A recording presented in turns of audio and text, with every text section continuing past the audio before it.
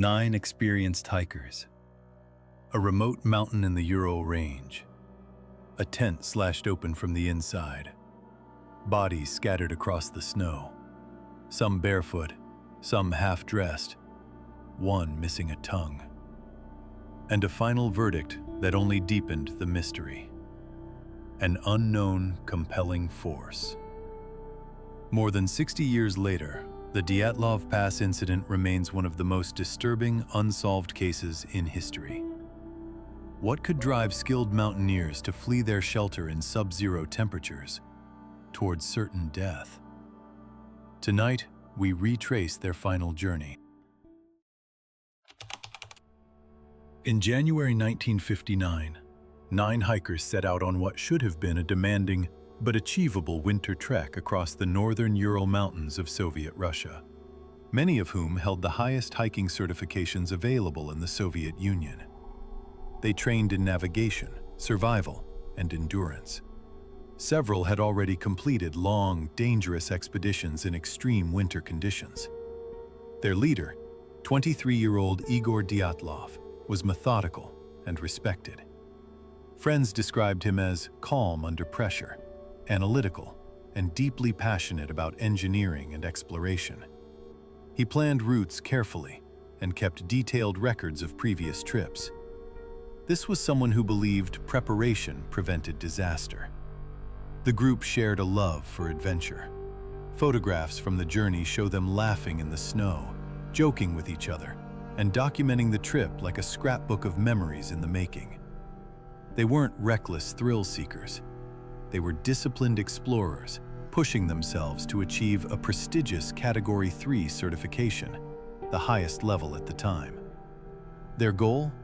To reach Mount Otorten, a remote peak whose name roughly translates from the local Mansi language as, "Don't go there." Originally, the team had 10 members, but one hiker, Yuri Yudin, turned back early due to worsening joint pain and illness.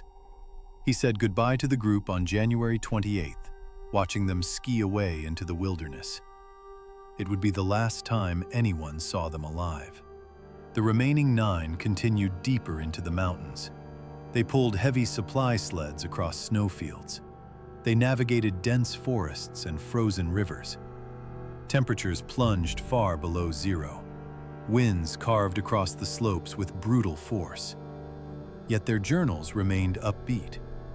They wrote about the beauty of the landscape. They sang songs.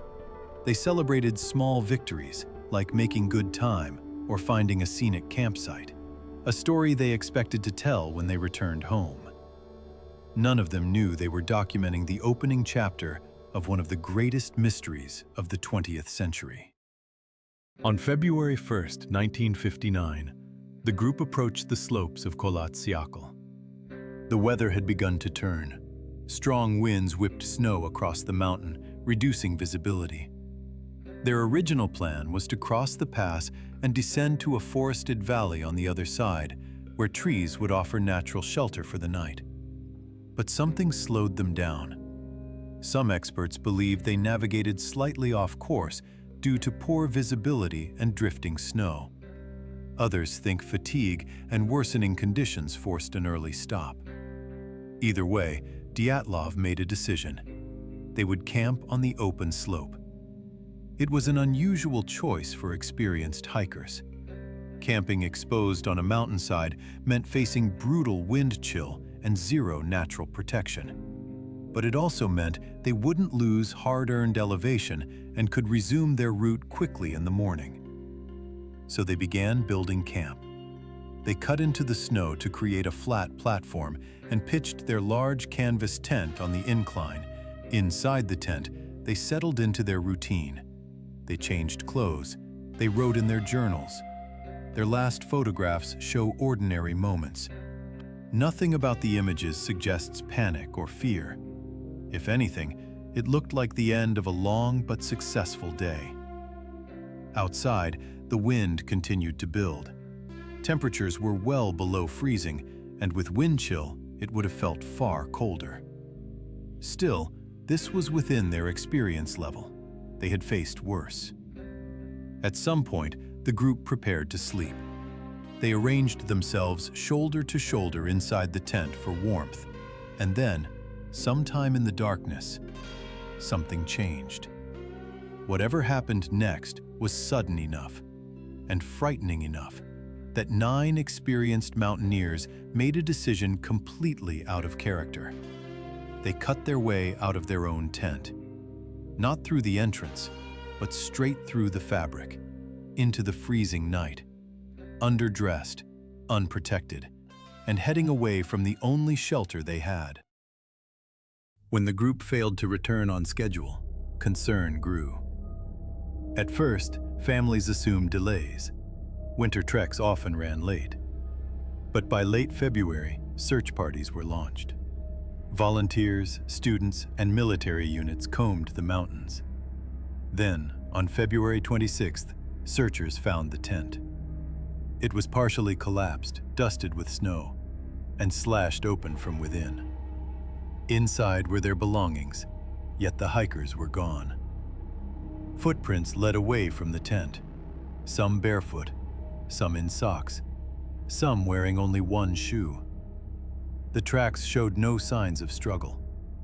They walked, not ran, downhill toward the forest, into temperatures that could kill in minutes. The first discovery came at the edge of a forest roughly a mile from the tent.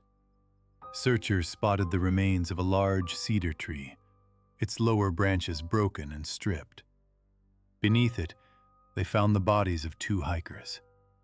They were dressed in little more than underwear, no boots, no heavy coats, no protection from the brutal cold. Their hands were scratched and torn, as if they had climbed the cedar tree in a frantic attempt to gain height. Investigators later noted broken branches as high as 15 feet up the trunk. In sub-zero temperatures, climbing a tree barefoot or in socks would have been agonizing, yet they climbed anyway. Some believe they were trying to spot the tent in the darkness. Others think they were watching for a threat below. Nearby, the search team found the remains of a small fire, charred branches, scattered ash, signs of a struggle to keep it alive. This was no campfire for comfort. It was a survival fire, hastily built with whatever they could break off in the dark. But a small fire in those temperatures could only do so much. Hypothermia would already have been setting in. As body heat drops, the mind clouds. Not far from the cedar, searchers began finding more bodies. One lay face down in the snow, positioned as if crawling. Then another. And then their leader. Igor Dyatlov himself was found on his back, one hand clenched around a small birch branch. His posture suggested movement toward the tent. The spacing between their bodies formed a grim line pointing back uphill in the direction of their shelter. It appeared they had tried to return, and one by one, they fell. The official cause of death for these 5 hikers was listed as hypothermia. But even here, questions lingered. Why were they so underdressed? Why leave the tent at all? The scene didn't look like a chaotic escape. It looked like a slow, doomed attempt to survive something they believed was worse than the cold. For weeks, 4 hikers remained missing. Snowfall continued to blanket the mountain, burying any trace of them. Search efforts pressed on, but hope began to fade. Many feared the worst, that the remaining hikers had succumbed to the cold somewhere beyond reach. Then, in May, when the snow began to melt, the searchers made a grim discovery. In a wooded ravine about 75 meters deeper into the forest from the cedar tree, they found the last 4 bodies. Investigators found signs that they had constructed a crude den in the snow, as if they were trying to insulate themselves from the cold. It suggested planning, cooperation, survival instinct. These hikers had not given up. They were fighting to live. And this is where the case took a darker turn. One hiker had a fractured skull. 2 others suffered massive chest trauma. Not simple breaks, but crushing injuries so severe that medical examiners compared the force to a car collision. Ribs were broken inward. Organs were damaged. One woman, Lyudmila Dubinina, was missing her tongue, eyes, and part of her lips. Yet despite these injuries, there were almost no external wounds, no deep cuts or signs of struggle. It was as if an immense force had compressed them without tearing the skin. The medical examiner reportedly stated that the injuries were not consistent with a typical fall or assault. The amount of pressure required was extraordinary. This was a story of survivors who tried to adapt, who built shelter and shared clothing, and then encountered something powerful enough to cause catastrophic injuries in the darkness of a remote mountain. Whatever happened in that ravine was one of the final chapters of their struggle, and it remains one of the most debated elements of the Dyatlov Pass mystery to this day. As investigators documented the scene and examined the recovered items, several details stood out. Details that didn't fit neatly into a simple survival tragedy. One of the most discussed findings was radiation. Tests performed on some of the hikers' clothing revealed elevated levels of radioactive contamination. Not lethal levels, and not present on all items, but enough to be officially recorded. At the time, this raised eyebrows. The late 1950s were deep within the Cold War era. The Soviet Union was actively testing nuclear technology and weapons. To some, radiation hinted at military involvement. Then there were the reports from other hikers and villagers in the broader region. Several claimed to see orange or glowing spheres in the sky around the same time the Dyatlov group disappeared. These lights were described as floating or moving silently in the distance. And finally, there was the tone of the official report itself. Rather than naming a concrete cause, it concluded the hikers died due to a compelling natural force which they were unable to overcome. It was a vague statement. Not avalanche, not storm, not accident. Just a force. For many, this wording felt less like an answer and more like a door quietly closing. And when official answers feel incomplete, speculation grows. Because each strange detail on its own might be explainable, but together, they paint a picture that feels just out of reach of full understanding.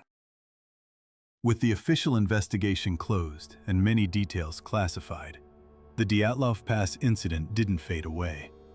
It grew. A tent cut open from the inside, bodies found far from shelter, severe internal injuries without external wounds, radiation traces, and a conclusion that named no clear cause. This is the most widely accepted modern explanation. A slab avalanche could have partially buried the tent. Fearing collapse, the hikers may have cut their way out quickly. They fled downhill to safety. Later, they attempted to return, but succumbed to exposure. The severe injuries? Possibly from snow pressure or a fall into the ravine. However, critics argue, no clear avalanche evidence was found. Some believe secret Soviet weapons tests played a role. Parachute mines, for example, explode above ground and create powerful shockwaves. This could explain internal injuries without external trauma. Another theory suggests wind patterns created low-frequency sound waves known as infrasound. Infrasound can induce anxiety, nausea, and panic. If the hikers experienced this, they might have irrationally fled the tent.